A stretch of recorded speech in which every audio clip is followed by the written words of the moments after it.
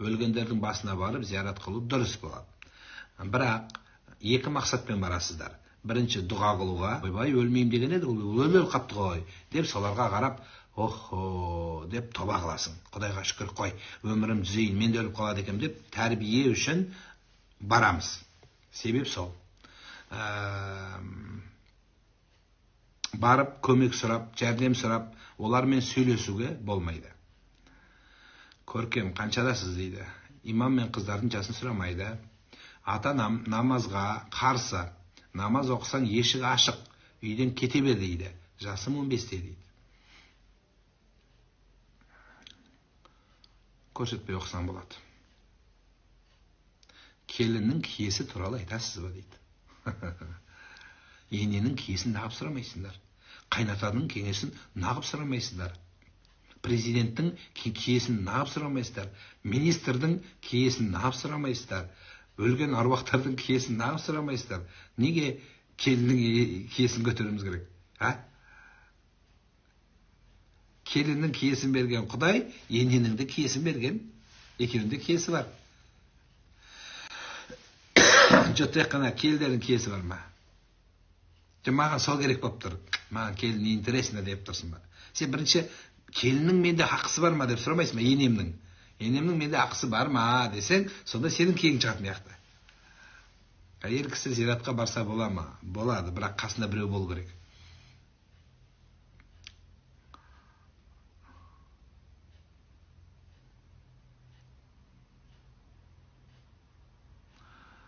Банкта жұмыс істеуге бола ма? Болады.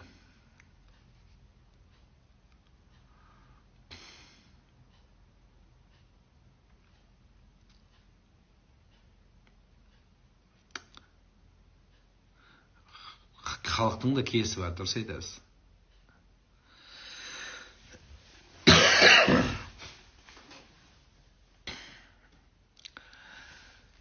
Біліңіздер, халық қандай болса, басшы солай болады.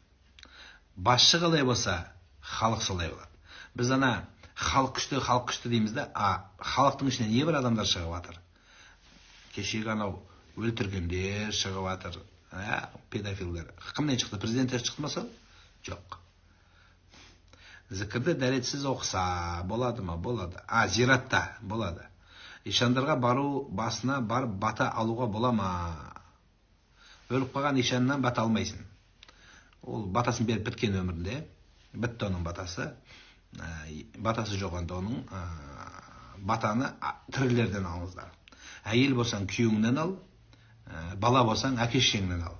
Бұдан артық бата жоқ. Ишан, әулие, әнбие, тағым бар Құдай-ау. Ақ әулие, сары әулие, билайн әулие, розовый, ақ көк, қоңыр әулие, фиолетовый, енді голубой десем болмайды, фиолетовый әулие. Сондай әулиелердің ешқайсынан бата алмаңыздар. Ата-анаңнан бата ала бер, болды. Басқа ешкімнің батасы жоқ. Ата-анасын жылатып кетіп атқандарды өлеміз. Пайғамбарымыз Мұхаммад саллаллаху алейхи ва саллям соғысқа баруға болмайды деген. Ата-анаңды ренжітіп, соғысқа баруға болмайды деген. Неге күйеуден бата аламын? Сол үшін аласың. Сенің күйеуің болған үшін аласың. Алла тағала Құранда бұйырған үшін аласың. Ар-риджалу қауамуна алан ниса. Әйелдің билеуші етіп ерді жараттым деген үшін аласың. Соның күйеу болған үшін аласың. Соның диванда жатқан үшін аласың.